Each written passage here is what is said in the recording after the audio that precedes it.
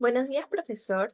El día de hoy mi grupo y yo expondremos acerca de un resumen sobre la lectura de Yusti, Economía, Sociedad y Política, consideraciones filosóficas sobre el origen de una moderna confusión.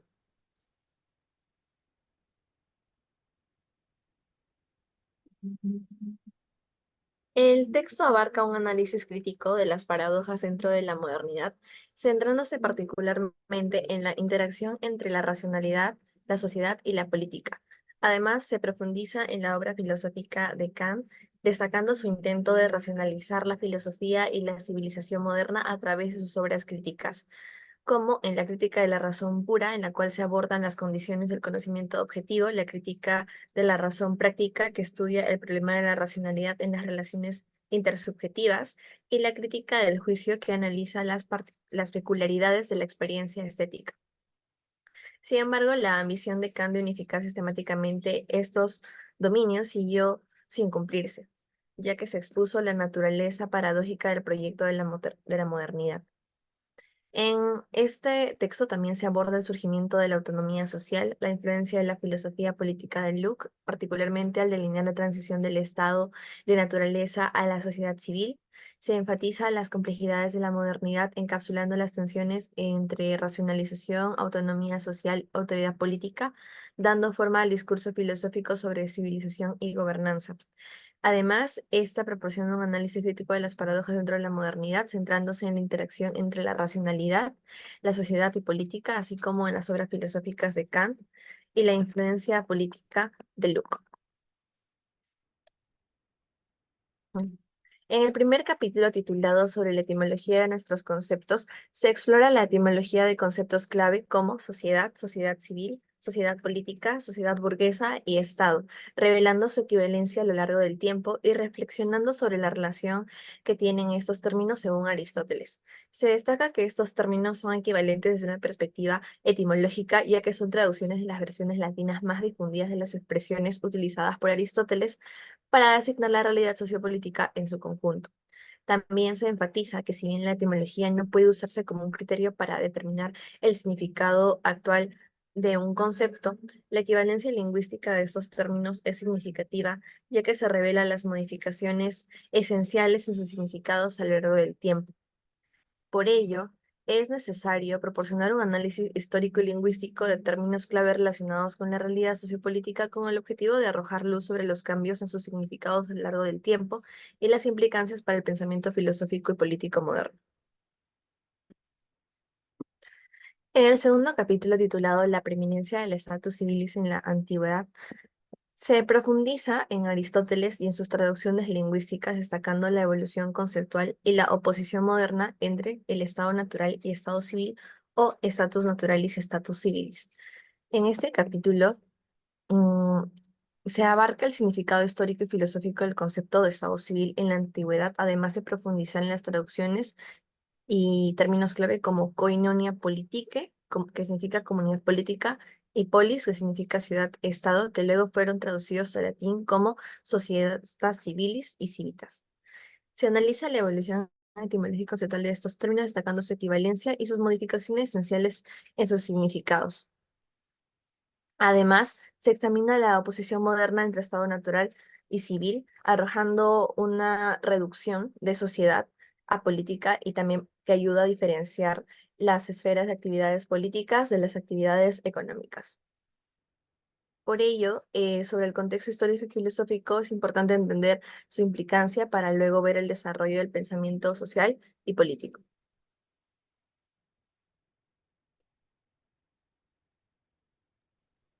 En este tercer punto se hablará acerca de la posición moderna entre status naturalis y status civilis, la noción de civilización.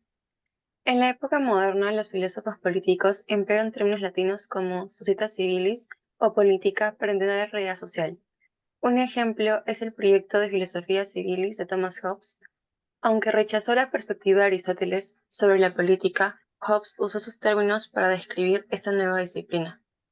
Hobbes se refirió a una unión política, similar a lo que hoy llamamos sociedad civil o cuerpo político, equiparándolo con lo que los griegos llamaban polis. Sin embargo, el uso de esos términos oculta una distinta concepción del Estado, basada en una original división entre status naturalis y status civilis. Esto significa que la realidad social, civil y política solo es posible al diferenciarse de un estado natural previo y sin orden, al cual es necesario renunciar para sobrevivir. Siguiente diapositiva. Se concebía un estado natural caótico en el que prevalecía la guerra generalizada. Esta idea no era solo una construcción para su teoría política, sino un enfoque metodológico que también se aplicaba a su metafísica. En ambos casos, el punto de partida era postular la existencia de un estado de desintegración de la naturaleza, lo que implicaba la imaginación de la destrucción del mundo o la consideración de la sociedad civil como disuelta, para luego abordar cómo reconstruir este orden. Siguiente diapositiva. Hobbes adoptó un enfoque constructivista, donde la razón y la subjetividad humana se construyen negando la naturaleza. Buscaba un orden claro y riguroso, similar al de la geometría.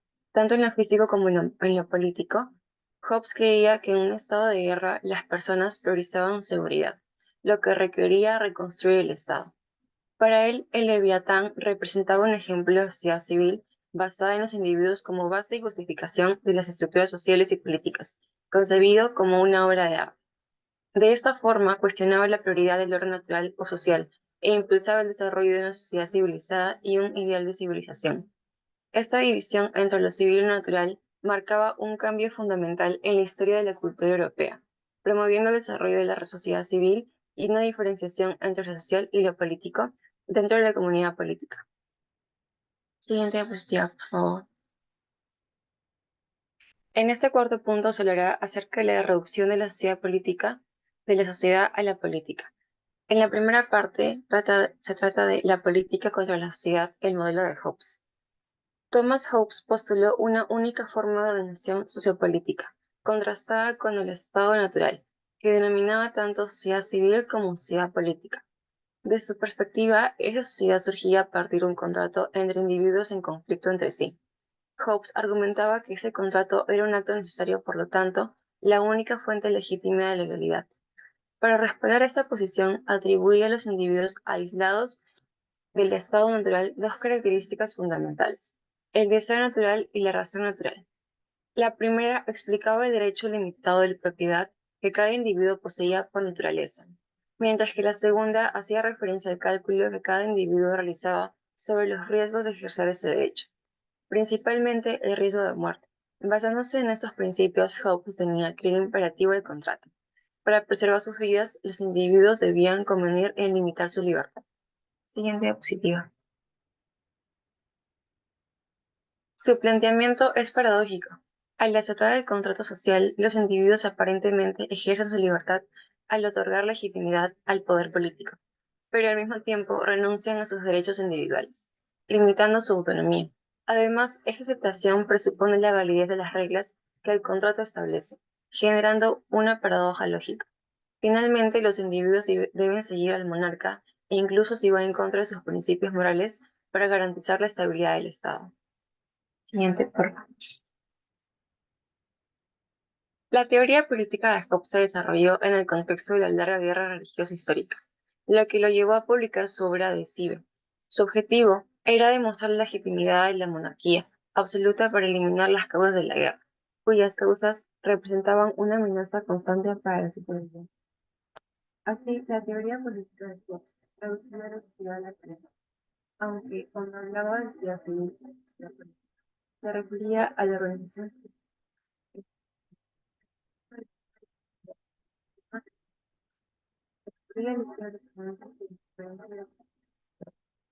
siguiente. Como segunda parte tenemos la política identificada a la sociedad, el modelo de Rousseau. En el análisis previo se dio a conocer cómo la modernidad fue concebida como un proceso de civilización.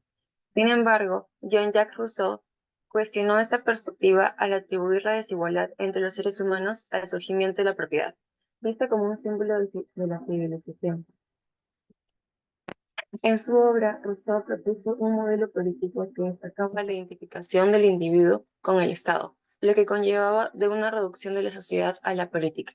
Aunque las ideas de Rousseau difieren de las de Hobbes, Ambos reducen la complejidad de la sociedad a la esfera política.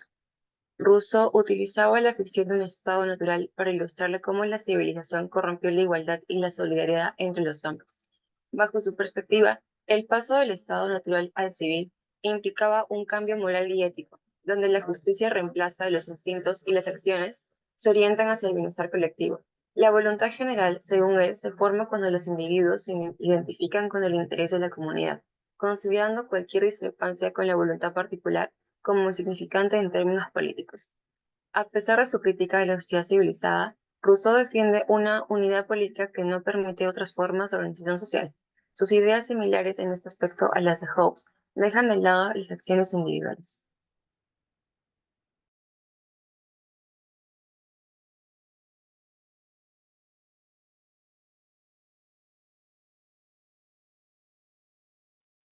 Bien, como quinto punto, dividido en tres subpuntos, tenemos la reducción de la política a la sociedad y de la sociedad a la economía. En el siguiente proceso moderno de surgimiento de una esfera social, dejando de lado la esfera política, existen dos corrientes teóricas que comparten el explicar la realidad sociopolítica únicamente a través del juego de intereses sociales o económicos. Es una suerte de absolutización de lo social, contrario a la ya mencionada absolutización política, pero igualmente unilateral. La primera corriente, aún en la tradición del derecho natural, es representada por la concepción política de Locke, influenciado por la filosofía moral escocesa y a través de ella a la idea de una economía política. 5.1. La sociedad contra la política. Locke. Al igual que Hobbes, Locke usa las expresiones political society y civil society como equivalentes y define su asociación resultante del contrato por oposición a un state of nature. Además, efectúa una modificación esencial en la esfera preestatal, llegando a alterar totalmente la concepción política de Hobbes. Locke distingue el estado natural del estado de guerra. El primero es un estado de libertad perfecto e igualitario, en el que reina la ley natural. El estado de guerra, en cambio, consiste en una transformación del estado natural, en el que el hombre usa toda su fuerza sin derecho contra la persona de los demás, hallándose los hombres en continuo peligro de irrupción de un estado de guerra, por lo que deciden construir una sociedad civil sometiéndose a un juez como legítima autoridad. Esta modificación de Locke hacia Hobbes no es nada trivial, encierra consecuencias decisivas. Como primera consecuencia tenemos que si la ley natural es vigente, también en el estado natural, entonces no tiene sentido hacer coincidir la celebración del contrato con la entrada en vigencia de la ley. Se puede recurrir a la ley natural como instancia de apelación incluso después de firmado el contrato. Como segunda consecuencia, tenemos que el estado de guerra se interpreta como violación del estado natural pacífico, ya que es un peligro inminente que no se limita al estado preestatal. Y como tercera y última consecuencia, tenemos que como se desplaza el acto de celebración del contrato al interior del estado natural, entonces no es necesario dispensar a alguien de la obediencia a la ley. Por todo lo anterior, Locke sostiene que la monarquía absoluta se opone a la sociedad civil. La esfera puramente política deja de ser fundamentadora en la sociedad para pasar a ser efecto de ésta. Para aclararlo, debemos entender la concepción que brinda Locke. Por esto, interrumpe el análisis de tránsito del estado natural al estado civil, para introducir un nuevo capítulo sobre la propiedad con el propósito de fijar previamente sobre qué habrá de celebrarse el contrato. Consecuentemente, designa como fin último la preservación y el goce de la propiedad privada. Invierte la relación entre los términos que usaba Aristóteles, siendo ahora el individuo el fin supremo del Estado y no la inversa como solía ser. La corriente de Locke se prolonga hasta los modernos escoceses y los iniciadores de la economía política como disciplina. 5.2. El modelo naturalista de la economía política. El modelo de sociedad de la economía política es en realidad un modelo diferente al de las teorías contractualistas. Para explicar la sociedad, la economía política se remite a un análisis de las estructuras, de las necesidades naturales del hombre y de los efectos cohesionadores de la división del trabajo. En cuanto a la fundamentación filosófica, la teoría del derecho a la propiedad de Locke es más consistente que la representación ingenua de un impulso de sociabilidad de la naturaleza humana. Es pertinente asociar las concepciones del modelo contractualista de Locke y el modelo naturalista de la economía política en función del problema tratado para que ambas converjan al definir la asociación política como instrumento de la sociedad organizada económicamente.